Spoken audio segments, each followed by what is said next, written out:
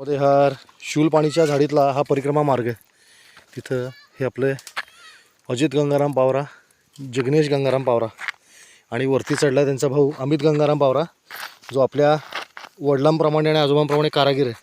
त्यानं वरती झाडावरती मचाण बनवलं बघा या, आणि स्वतः बनवलेल्या ह्याच्यामध्ये द्रोणामध्ये तो स्वतः गोळा केलेली फळं खातोय टेमराची. हे खाली आहे बरं, उतर.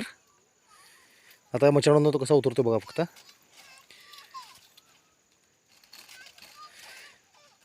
डोणाली आहे डोणा. आता एका हातात द्रोण आहे त्याच्या, तरी कसा उतरेल बघा. नर्मदे हार पूजे. ही ज्या रस्त्यावरून जायला परिक्रमांना भीती वाटते, त्या रस्त्यावरची यांची कसरत बघा या मुलाची.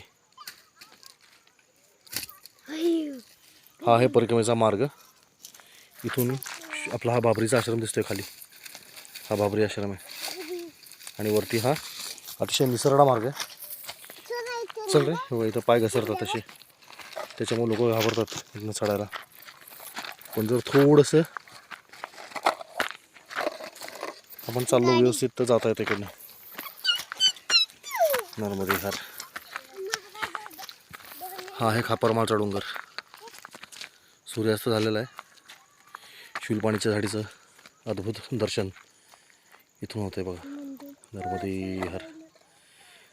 अजूनही काही परिक्रमाशी येताना दिसतात या मार्गावरती लांबपर्यंत. नर्मदे हर.